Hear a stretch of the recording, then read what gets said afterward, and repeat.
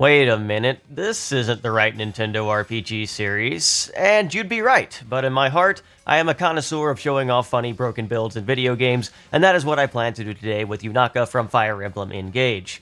Yunaka is, I don't want to say best character in the game, because more hardcore Fire Emblem players usually have different ideas of what best means, but I would say that she is probably the easiest unit to break the game and destroy the entire game with minimal effort, which is what I love about RPGs.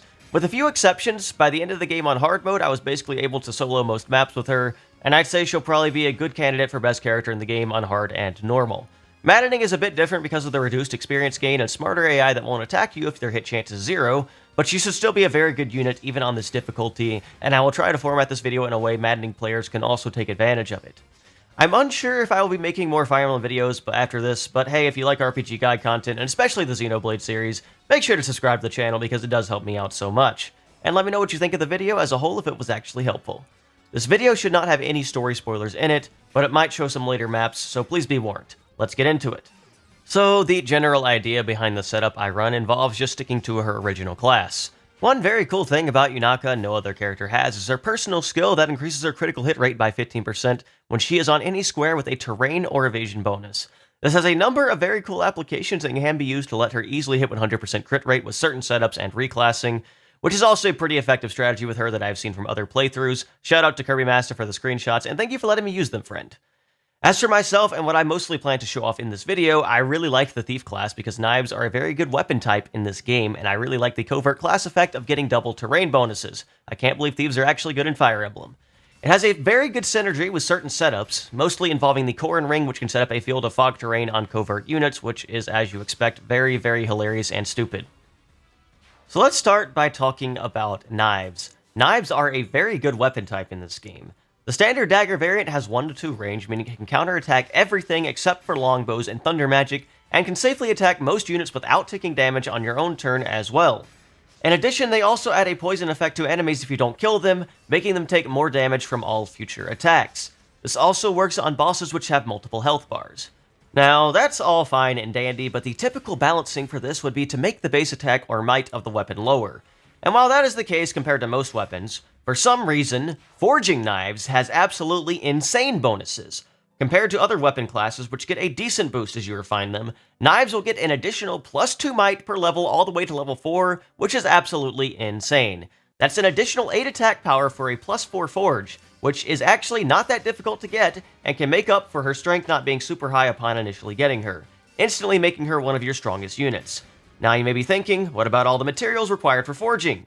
Well, have no fear, because if you just adopt every single dog in sight, you too can get all the forging materials you would ever want by making all 5 of them graze in the Somniel, and ignoring all the other animals that don't give you any materials that are nearly as good. Seriously, I've been able to forge and refine the entire game without any resource issues thanks to this, and it's probably something everyone should be doing because I've heard a lot of complaints about people not having enough materials if they don't do this. Because of this, it's easy to get her a very nice attack power that can melt through a lot of enemies thanks to her high speed. Now you may be wondering, can't anyone with a knife do this? Why not use Zelkov or Marin or even reclass another unit to be able to use knives? Could they not do the same thing? Well, first of all, knives are so good, you can probably just use all 3 and still be very powerful. And secondly, it really comes down to the other traits that Yunaka offers compared to them. Once again, this won't work as well on Maddening, but one thing Yunaka has going for her is she is available earlier than Zelkov and Marin. By the time I got Zelkov, my Yunaka was already level 18 and better than him in almost every stat. But once again, this was on hard mode, and Maddening has reduced experience gain. One reason for this, however, is she comes with Micaiah and Great Sacrifice, which gives a ton of experience, which scales with how many characters get healed. I didn't even use it that often myself, but using it twice or even 3 times a map if you want to abuse it could probably get her a ton of experience if you choose to keep it on her, which isn't a bad idea since she can use magic to fight armor units you can't break through as easily early on, and it gives an extra staff user early. You can do the Great Sacrifice experience method with anyone, of course, but I don't think many of your early units are as good as her, making her one of the best options. Sadly, I don't have easy access to footage of this since no save files are from early game anymore, but it did work very well, and I do have stream VODs if you do want to look at that. Giving her Marth and using Mercurius for more experience is also a decent option to consider. This can help her get a big lead over other characters that join later. If you're on Maddening, it may be a bit more difficult to use strategies like this to make up experience gaps, and the fixed gross may mean that stat differences isn't really significant, so do keep that in mind. Yunaka does come with a very good resistance stat and growth though, and very high speed. Mages ignore terrain bonuses, and since one of the best uses of Covert is to dodge most physical attacks, having the high resistance is fantastic for mages, which is not something that Zelkov has, which makes him a little less tanky overall, in my opinion. The high speed also helps avoid magic, even when terrain bonuses do not help. The final major difference is her critical hit bonus when she has a terrain bonus. No other character in the game has this, and 15% is a pretty significant number that'll let her get kills that she normally would not be able to. I found this crit bonus to be very nice to one-round even some of the tankiest physical units in the game, which is very good and makes up for any strength difference. These personal traits are one of the main reasons Yunaka can become one of the easiest characters to solo most maps with. So let's move on to more specifics. I did a lot of experimentation with different rings, but by far the best ring to run in my opinion is going to be the Corrin ring. I really like the Erica ring as well because it offers free damage the higher enemy defense is, which scales very well for faster characters that can double enemies. But the utility Corrin offers is just simply unmatched. For that reason, I just saved up SP to get Lunar Brace as one of my 2 skills. It unfortunately costs us 3k, which can be a lot, but it makes her hit like a truck no matter who she is against. The defense penetration ability is just so valuable for a lot of free damage.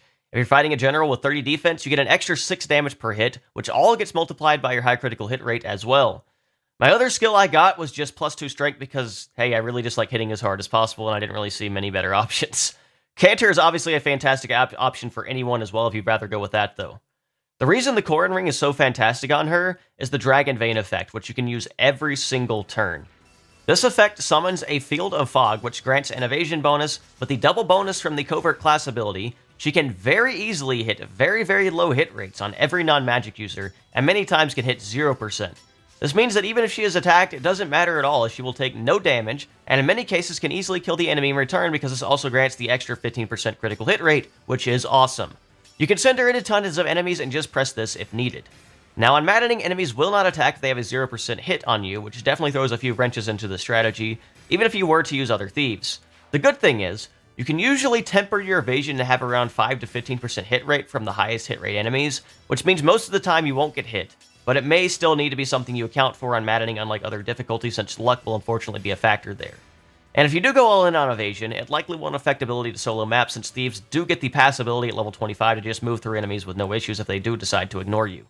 Of course, you'll probably still want to make sure you at least have some other good units to handle any enemies that are going to charge at you anyway.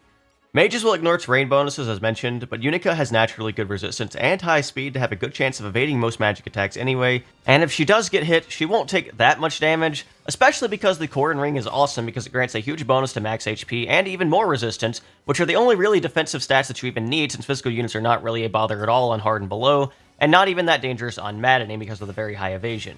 Another thing that the Corrin ring offers that is very nice for Yunaka is the ability to ignore all chain attack damage thanks to the pair up ability it also offers at around level 12 or 13. Normally this would ignore evasion as well and have a flat 80% chance to deal 10% of your max health and damage, which means you could easily get ganged up on rather easily, but this effect will ignore that entirely, which is absolutely fantastic, and means she really has almost nothing to worry about on any map. The only things you'd really have to worry about are ballistas, terrain effects, and enemy engage attacks, which will bypass this kind of evasion as well and can deal a lot of damage, or at least chip you down, which can be very annoying. This is not to say you could not employ this similar strategy with another thief, but the unique traits of Yunaka, such as her getting the critical hit bonus and having really high resistance, makes it such a fantastic strategy on her that I have found. I have also found that giving her primary weapon, the Engrave from Corrin, is also fantastic as it gives a massive critical hit bonus and another slight bonus to evasion, which means she will usually have a critical hit rate higher than 50%, and will likely just destroy rooms of enemy by herself if you place the fog field first.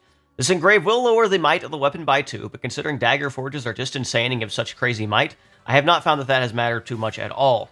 This makes her one of the scariest units in the game, since you can counterattack almost any enemy without taking any damage, and you will likely be killing them in return. The Silver Dagger +4 with Corrin Engrave did a ton of work for me the entire game up until the very last chapter where I finally got the S-rank 1-2 range knife, which is really broken too, which I also gave the same thing.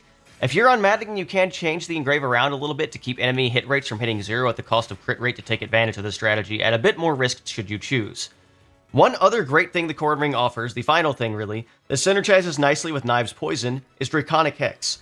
If you're playing a bit more team-oriented, by attacking on player phase, you will lower the stats of the enemy all by 4, and this affects every enemy in the game and is super good against boss enemies with multiple health bars. I found it to be very powerful to attack bosses with her first to weaken them, and usually take out the first health bar so the rest of the team can take them out easier. This ring feels very powerful on her compared to most other options, but I'm sure that if there's a map with a ton of terrain bonuses scattered about already, or if you just want to take more advantage of player-phased attacks, you can likely make use of one of the other rings just as easily.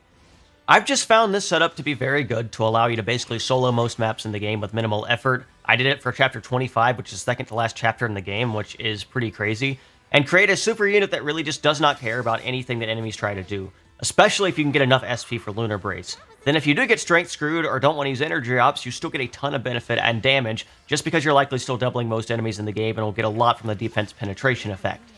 I've found this setup to be a lot of fun and very easy to break the game with, but once again, don't take this as me saying she is the best character in the game, but I do think she is definitely one of the strongest and has a lot going for her compared to most of the other units, and is one of the easiest characters to take advantage of her strengths to break the game at the very least. This is not a video talking about total unit viability or how much the cost investment is worth or if it'll save turns or anything like that. I don't make that kind of content. I am simply sharing a funny build if you like using broken things. Though I'll still say that I don't think this takes that much effort or investment to do. It's very easy to set up and very fun when you do get it set up. I think that's going to cover it for this video, though I don't really have anything else to say. I hope you learned something from watching this video, and I hope you enjoyed it, and might experiment with this setup yourself and all of the other fun setups that are in this game, because there's a lot of customization that is not really in Fire Emblem in the past, and I've really enjoyed taking advantage of all that in this game to create a lot of really strong units. Once again, if you enjoyed the video, please be sure to subscribe to the channel because it does really help me out so much. I might make more videos on this game in the future. I'm not entirely sure yet. We'll see what the total response to this is. And thank you guys so much for watching and for all of the support, and I hope you guys have a wonderful and blessed day, and hopefully I'll see you back here soon for either this game or different games. We'll see.